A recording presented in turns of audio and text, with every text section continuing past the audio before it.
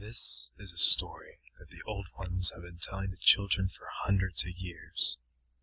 It is a sad tale, but it lives strong in the memories of the people, and there are many who swear that it is true. Long years ago, in a humble little village, there lived a fine-looking girl named Maria. Some say she was the most beautiful girl in the world, and because she was so beautiful, Maria thought she was better than everyone else.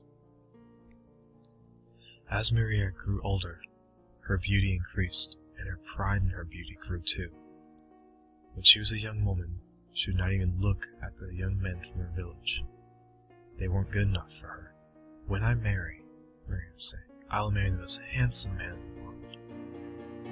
And then one day, into Maria's village rode a man who seemed to be just the one she'd been talking about. He was a dashing young ranchero, son of a wealthy rancher from the southern plains.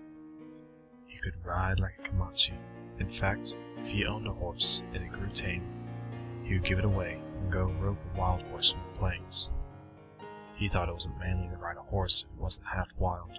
And he was handsome, and he could play the guitar and sing beautifully. Maria made up her mind that was the man for her. She knew just the tricks to win his attention.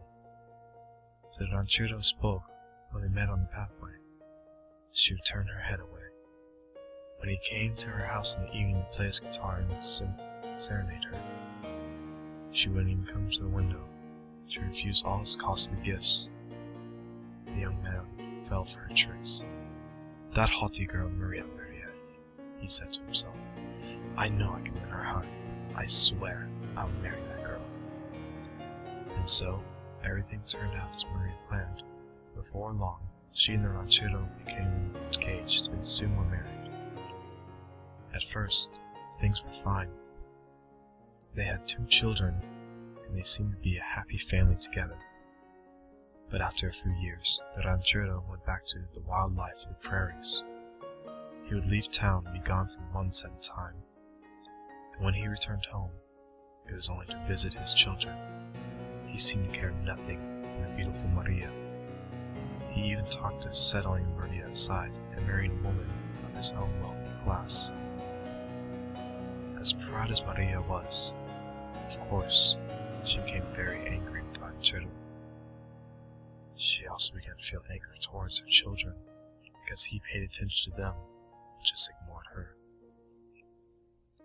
One evening, as Maria was strolling with her 2 children on the shady path near the river, the ranchero came in by a carriage.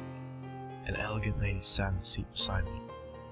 He stopped and spoke to his children, but he didn't even look at Maria. He whipped the horses up on the street.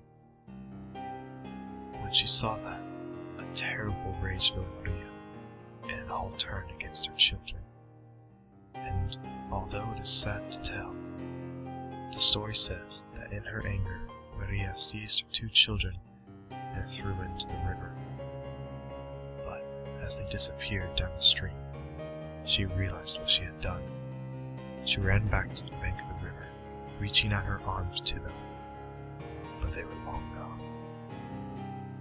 The next morning, the traveler brought word to the villagers that a beautiful woman lay dead on the bank of the river. That is where they found Maria, and they laid her to rest where she had fallen. But the first night, Maria was in her grave. The villagers heard the silent crying down by the river. It was not the wind. It was La Llorona crying, "Where are my children?" And they saw a woman walking up and down the bank of the river, dressed in a long white robe, the way they had dressed Maria for her burial. On many a dark night, they saw her walk the riverbank and cry for her children, and so they no longer spoke of her as Maria. They called her La Llorona, the weeping woman. And by that name, she is known to this day. Children are warned not to go out in the dark, for La Llorona might snatch them and never return them.